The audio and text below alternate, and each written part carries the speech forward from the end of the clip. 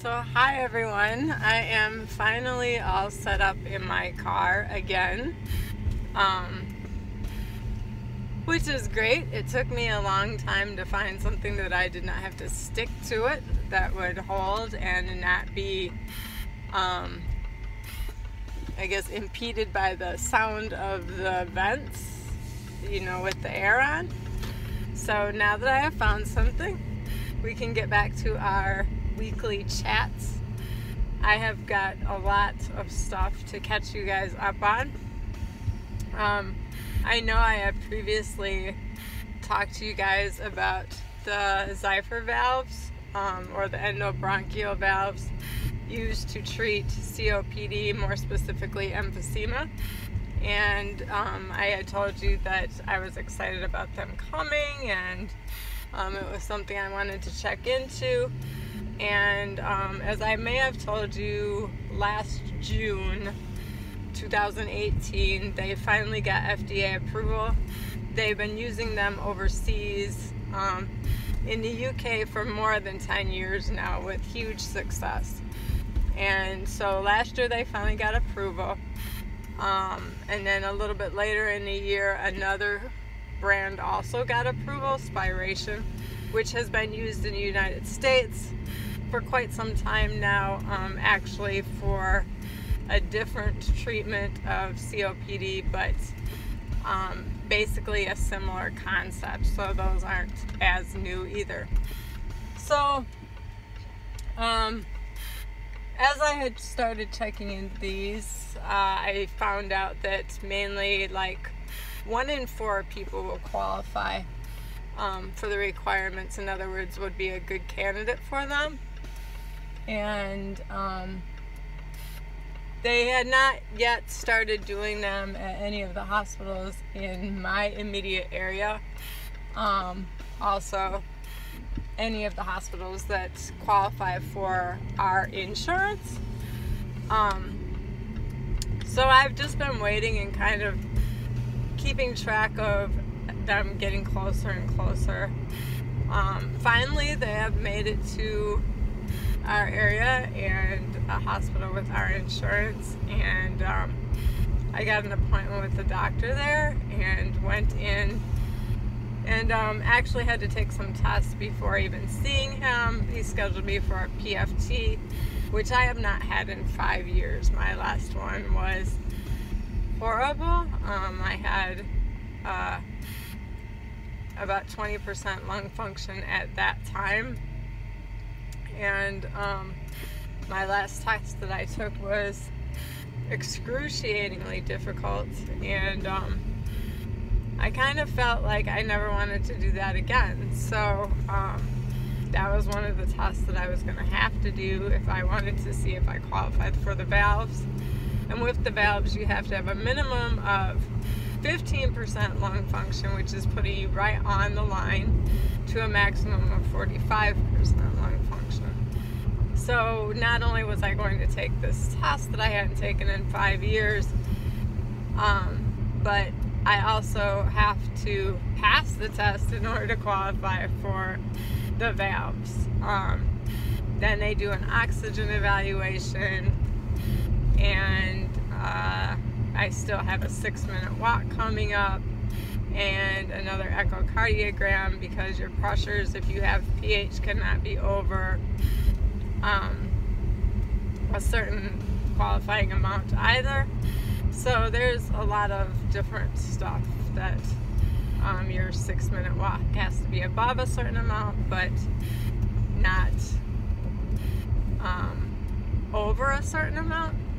So there's just a lot of different things that you have to. And then last but not least, they will run some CT scans to check and see if you have any fissures. And what fissures are is leaks between lobes in your lungs. So that would be the final test and deciding factor if you can have them or not. So I've had the PFT test. I was very disappointed to know that I went from 20% lung function to now 15%. Also, another factor that affects it is your arterial blood gases. They do not want them high, and as you know, mine are high. They used to be 85. I'm now on a trilogy. It's gotten them down to, when they tested them, it was at 63. So that's still higher than they would like. But the doctor met with me and talked to me, and he said in every sense of the word, I'm a good candidate because I am so super healthy in every other respect. I'm kind of like a paradox, because when they do the blood draw for the arterial blood gases, it also gives them a pH for your body, a pH balance, and my pH balance is 7.4, which is perfect. So people with lung disease or heart disease or diabetes or any of that stuff, their pH is usually off. Mine is not, which means my body is compensating perfectly for what's going on. I'm super active still. The past several months have been a challenge, but I'm working my way through it and am still super active and getting more and more active as I get stronger and stronger. So he thinks that I would be a really good candidate provided I don't have any leaks or fissures, as they call them. But it's not without risk, because I am right on the line. And the reason why they like to have you above 15% is because if anything goes wrong, you need to have enough lung function to have some reserves to manage if something goes wrong. So it's really going to be up to me. If I don't have any fissures, it's really going to be up to me.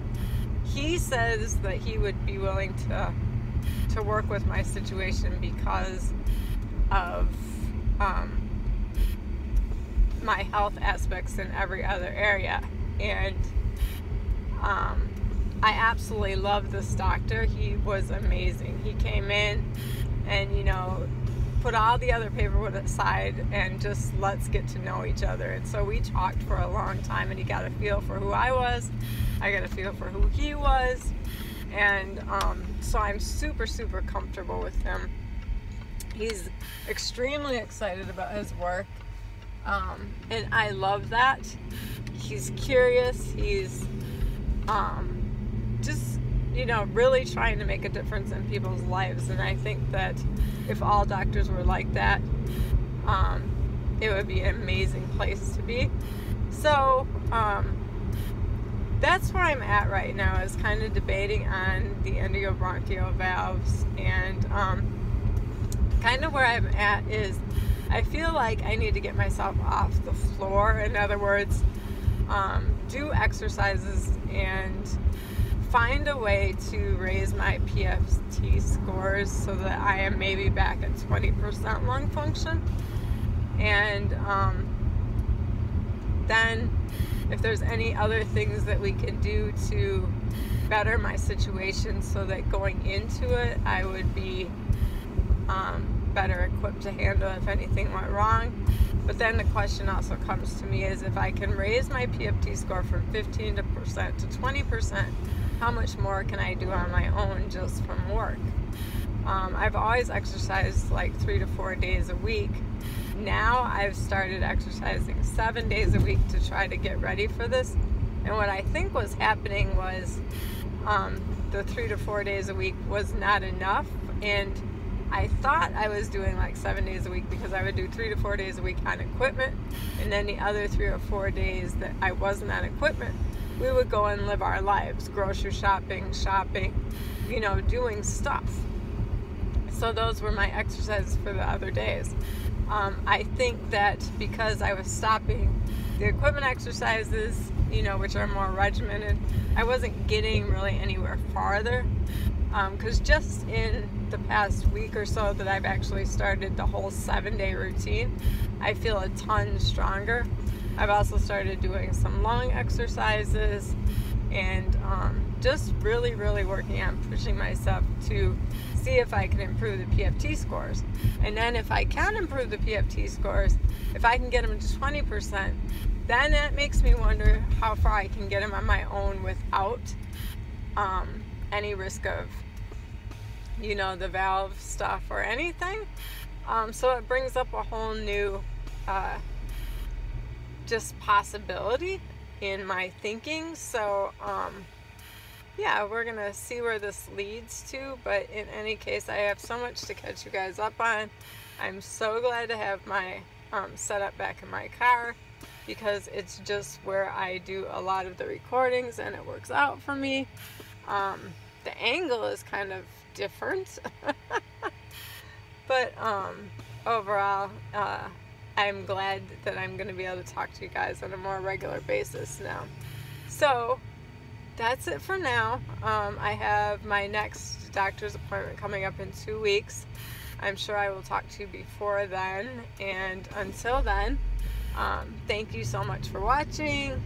If you haven't subscribed already, please do, and I will talk to you again soon. Have a good one, you guys.